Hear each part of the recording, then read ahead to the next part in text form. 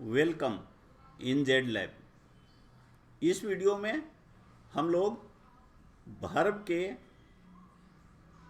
Present tense form को देखेंगे। Verb के सिंपल प्रेजेंट टेंस के लिए दो फॉर्म होते हैं। एक ओरिजिनल फॉर्म होता है, जैसे अगर मान लीजिए गो आप देखते हैं तो जिस तरह से डिक्शनरी में लिखा होता है जो ओरिजिनल फॉर्म होता है, इसको हम लोग प्रेजेंट टेंस का प्लूरल फॉर्म भी बोलते हैं, प्लूरल फॉर्म बोलते हैं। और इसको हम लोग V1 लिखते हैं या इस तरह से V1 लिखते हैं। और जब इसका सिंगुलर बनाते हैं तो सिंगुलर कैसे बनेगा? वर्ब में हम लोग जानते हैं जब एस या ईएस ऐड करते हैं तो वर्ब सिंगुलर बन जाता है। नाउन में एस या ईएस ऐड करने से प्लूरल बनता है, लेकिन वर्ब में एस या ईएस ऐड करने से सिंगुलर बनता है। तो जैसे गो है, इसको ऐड करेंगे तो गोज बन जाएगा, यह सिंगुलर हो गया। और इसको हम लोग V5 लिखते हैं, क्योंकि V5 प्रेजेंट सिंपल के केस में थर्ड पर्सन सिंगुलर नंबर के सब्जेक्ट के साथ यूज होता है। जैसा कि हमने अपने पिछले वीडियो में जहाँ पे वर्ब्स के सभी फॉर्म्स को डिस्कस कर रहे थे देखा था। तो इस केस में देखिए जो V1 है या प्रेजेंट टेंस में और प्लूरल सब्जेक्ट के साथ डिस्कस, प्लूरल सब्जेक्ट हो कोई भी पर्सन का तो उसके साथ यूज होगा। अदरवाइज फर्स्ट और सेकेंड पर्सन के साथ हमेशा यूज होगा। कहने का मतलब कि जैसे यहाँ हमने लिखा है आई फर्स्ट पर्सन तीन होते हैं, फर्स्ट, सेकेंड और थर्ड। फर्स्ट पर्सन का मतलब होता है जो बोलता है, जो बातें कर रहा है। तो जैसे अगर सिंगुलर है, एक है तो आई होता है, एक से अधिक है तो वी होता है। सेकेंड पर्सन होता है जिससे बात हो रही है, तो नॉर्मली जिससे आप बात करते हैं उसको यू लिखते हैं, तुम। और थर्ड पर्सन होता है जिसके बारे में बात हो रही है। तो थर्ड पर्सन क्या हो सकता है? एक मेल हो सकता है, फीमेल हो सकती है, और हो सकता है कि जेंडर न्यूट्रल हो। जैसे कोई बच्चा है, उसके बारे में आप न तो उसको बेबी है तो इसको न मेल कहेंगे न फीमेल कहेंगे, या और कोई ऑब्जेक्ट है तो ऐसे केसेस में ईट यूज होता है। और प्लूरल है तो दे यूज होता है, उन लोग। तो यहाँ पर जो प्लूरल सब्जेक्ट, जो प्लूरल टेंस होता है वो सभी सब्जेक्ट के साथ लागू होगा एक्सेप्ट ये तीन के साथ।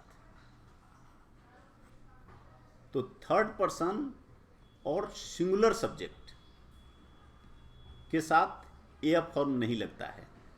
तो यहाँ पे यही इसी चीज़ को दिखाने के लिए यहाँ पे देखिए लिखा है I oblique we oblique you oblique they, means I हो या वी हो या यू हो या दे हो। यहाँ पे गो होगा, जो गो क्या है? V1 है, वर्ब का फर्स्ट फॉर्म है। लेकिन अगर यहाँ पे ही हो गया या सी है या मोहन है, कोई भी थर्ड पर्सन का वर्ब है, मान लीजिए कोई आदमी का नाम लिखा हुआ है मोहन, मोहन गोज, तो गो नहीं लिखेंगे, इसीलिए यहाँ लिखकर और कट किया हुआ है। ये गो नहीं लिखेंगे, गलती हो जाएगी, गोज लिखेंगे। और गोज जो है एक्चुअली V5 फॉर्म होता है, जैसा हमने पीछे देखा है। अब देखिए जैसा हमने देखा कि जो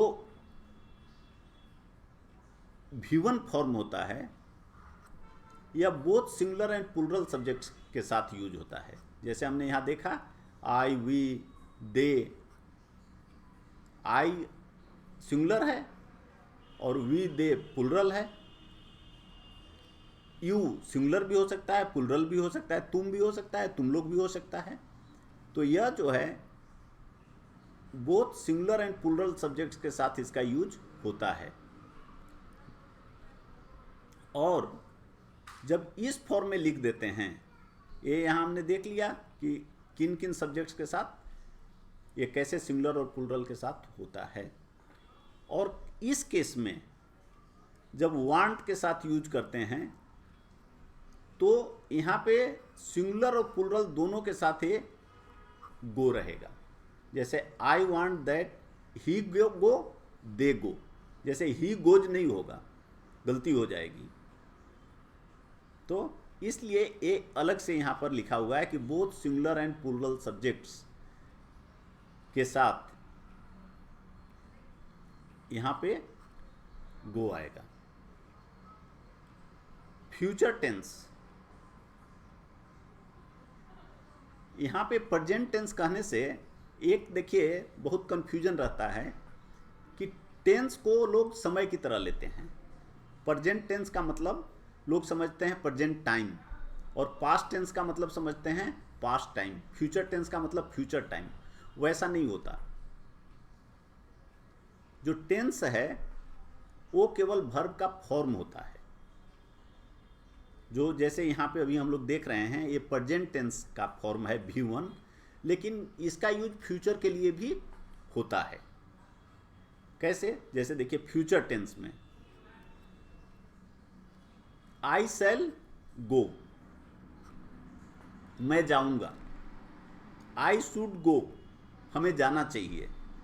आई विल गो, मैं जाऊंगा। आई वुड गो, जाना चाहिए। उसी तरह आई मे माइट, मैं जा सकता हूं, और माइट पास्ट टेंस हो गया, जा सकता था।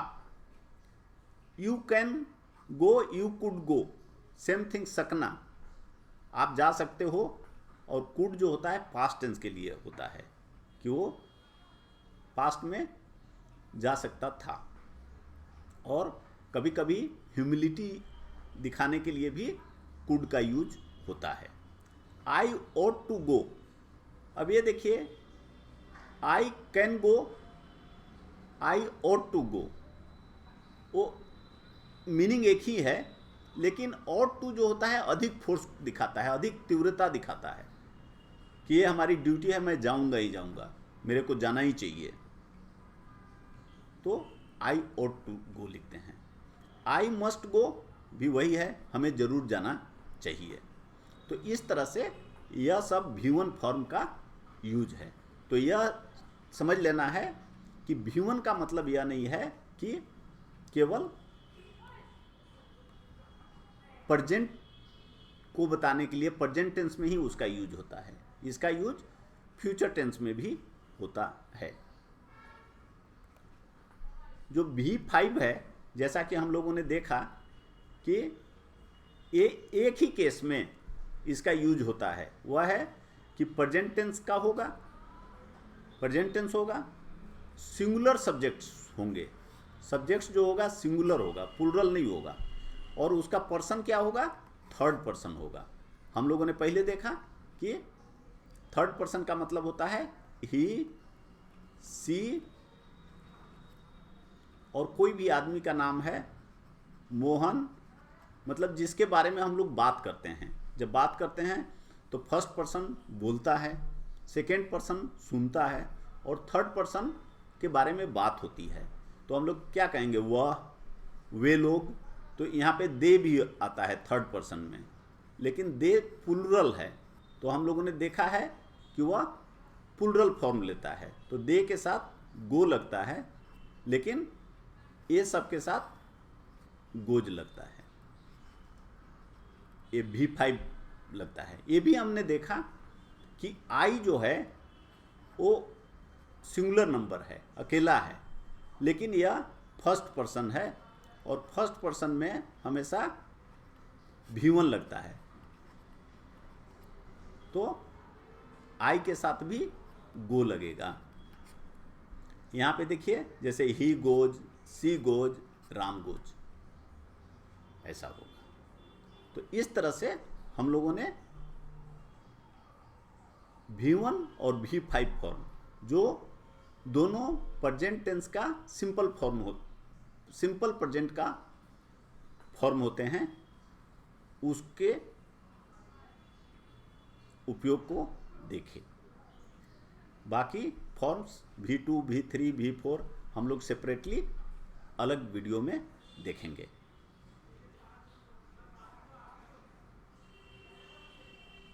थैंक्स,